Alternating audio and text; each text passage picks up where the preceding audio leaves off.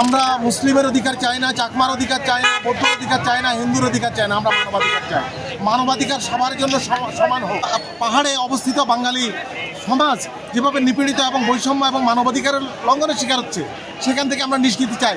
কোটার ক্ষেত্রে, ব্যবসার ক্ষেত্রে, সকল ক্ষেত্রে যেখানে চাঁদাবাজি হয়, টাকার জন্য হয়, আমাদের দাবি হচ্ছে সংখ্যানুপাতে সকলের সমবন্টন হোক। এটাই আমাদের মূল দাবি এবং মূল চাওয়া। এজন্যই আজকে আমরা এখানে উপস্থিত। পার্বত্য চট্টগ্রামে বৈষম্য, পক্ষপাতিমূলক উন্নয়ন বোর্ড, জেলা পরিষদ সহ গণতান্ত্রিক সংস্থাসমূহে সংখ্যানুপাতে পুনর্গঠনের দাবিতে ছাত্র জনতার বিক্ষোভ মিছিল ও মহাসমাবেশ অনুষ্ঠিত হয়েছে। বুধবার সকাল 11:30টায় পার্বত্য বাঙালি ছাত্র পরিষদ ও জেলার সর্বস্তরের জনতার আয়োজনে বিক্ষোভ মিছিল ও মহাসমাবেশ অনুষ্ঠিত হচ্ছে।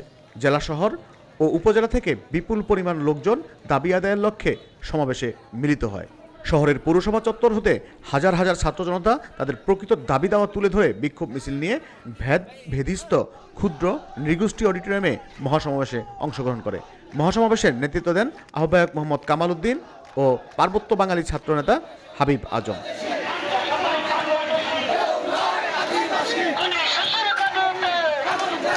পার্বত্য চট্টগ্রাম একটা বাংলাদেশের ভূখণ্ড। এখানে তথাকথিত একটা সন্ত্রাসী গোষ্ঠী, তারা আদিবাসী দাবি করতেছে। আমরা প্রত্যেকটা জায়গায় বাঙালিরা বৈষম্যের শিকার।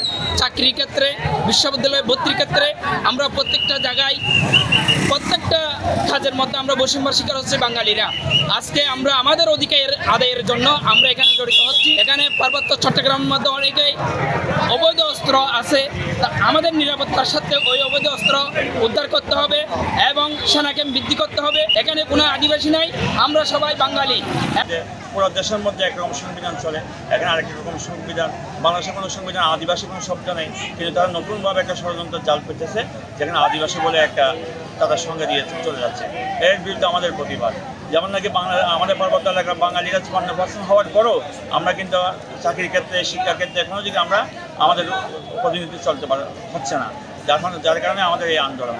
তাছাড়া আমাদের এখন যেরকম আপনার জেলা পরিষদ গঠন হবে, এখানে আমাদের আন্দোলনের মধ্যে আমাদের এটাও একটা দাবি থাকবে যেন বাঙালি, যেহেতু আমাদের 54% বাঙালি আমরা এখানে আছি, আমাদের সেই হিসাবে আমাদের যেন প্রতিনিধিত্ব, সেই হিসাবে আনুপাতিক হারে যেন প্রতিনিধিত্ব করার সুযোগটা দেওয়া হয়।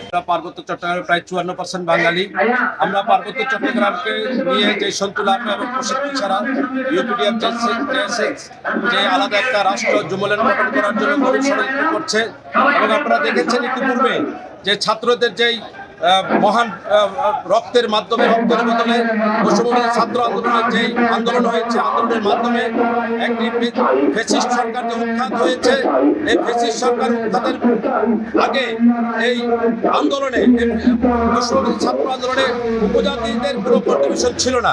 কিন্তু 5 আগস্টের পরে হঠাৎ করে দেখা গেল যে আপনার এই ইউপিডিএফ এবং জেএসএস এর এই সন্তুল আহমেদের নেতৃত্বে তাদের ছাত্রদেরকে এবং সাধারণ উপজাতিদেরকে নামিয়ে দিয়ে আমার দেশের গর্বিত সেনাবাহিনীকে তারা কলঙ্কিত করার জন্য তারা আমার দেশ থেকে, পার্বত্য চট্টগ্রাম থেকে সেনাবাহিনী হটাও বলে বিভিন্ন গ্রাফিতি আঁকা শুরু করেছে।